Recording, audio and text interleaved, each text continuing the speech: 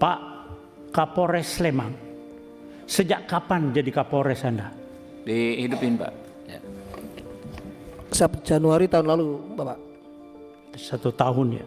Siap. Anda sebelum jadi Kapolres sudah di assessment belum?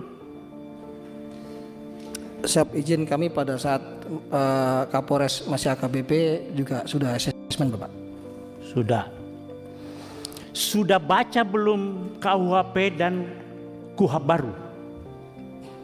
Siap, sudah baca, Bapak. KUHP undang nomor berapa? KUHP yang baru itu nomor berapa? Nomor Kalau sudah Anda sudah baca nomor berapa? nomor 1. Iya, nomor 1 tahun berapa? Nomor 1 tahun 2003, Bapak. 2023. KUHAP 2023. Ulangi. 2002. 25. Saya tanya Anda karena ada kaitannya nanti di pasal di KUHP. Berlakunya kapan sih itu KUHP dengan KUHAP? Sejak tanggal 2 Januari kemarin, Bapak. Kemarin kapan? Kemarin dulu. 2026. 2026. Siap. Jawabnya begitu kalau Anda Kapolres. Kemarin kok, kemarin apa? Anda Kapolres. Harus melihat sesuatu gitu loh. Nah, sudah disampaikan oleh Pak Riwanto tadi bahwa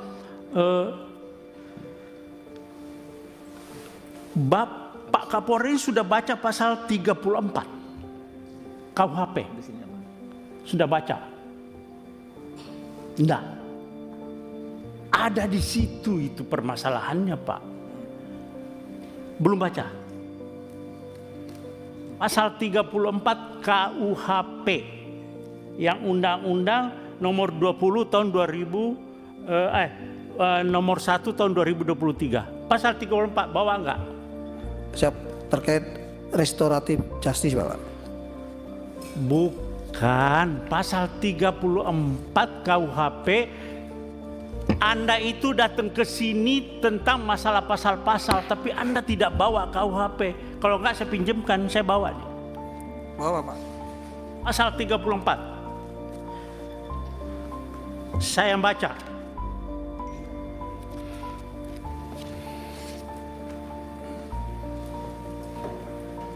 Kalau ya saya Kapolda kamu, masih Kapolda, Anda tidak bakalan sampai ke Komisi 3 dan saya sudah berhentikan Anda. Anda kok Kapolres sudah kombes seperti itu. Bagaimana polisi ke depan? Oke, saya bacakan pasal 34 ya. Pasal 34. Setiap orang yang terpaksa melakukan perbuatan yang dilarang tidak dipidana jika perbuatan tersebut dilakukan karena pembelaan terhadap serangan atau ancaman serangan ketika yang melawan hukum terhadap diri atau terhadap diri sendiri atau orang lain. Kehormatan dalam arti kesusilaan atau harta benda sendiri atau orang lain. Oke, itu kalau Anda belum jelas, saya bacakan pasal 34 penjelasannya. Itu lebih rinci lagi di situ. Ada penjelasan pasal 34. Ini bukan tindak pidana. Kalau di KUHP Lamu Permah, alasan pembenar bahwa orang itu membela diri.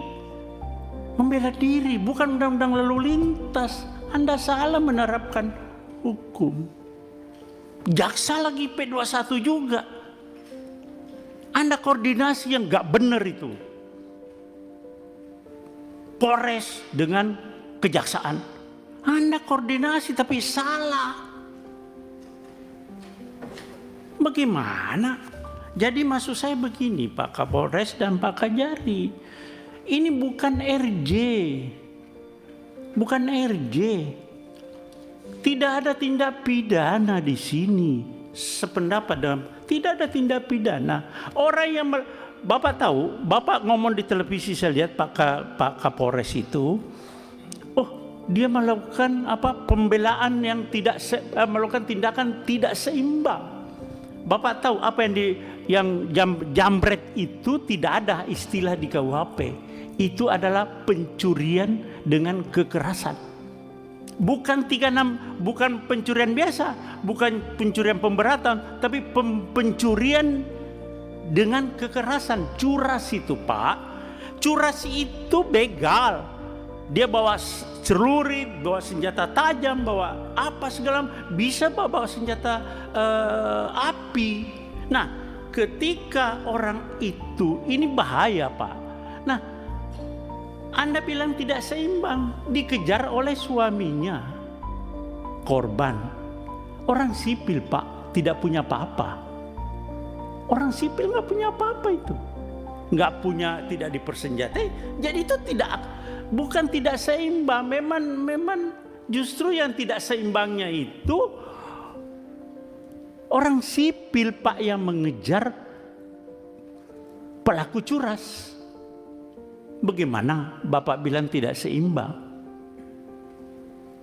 Ya, jadi coba bolak-balik begini, Anda salah menerapkan suatu pasal.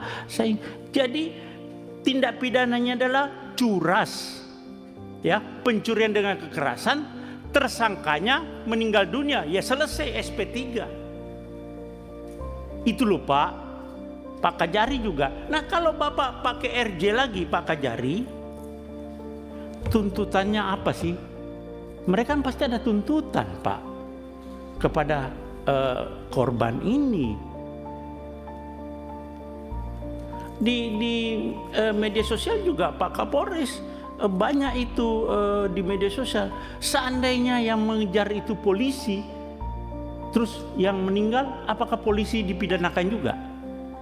Kan selama ini nggak pernah polisi ngejar meninggal orang itu, kan tidak dipidanakan juga. Jadi pasal 34 Pak, nanti coba Bapak buka, terus penjelasannya juga itu alasan pemaaf. Karena orang ini jadi korban Pak. Orang korban jangan jadikan tersangka.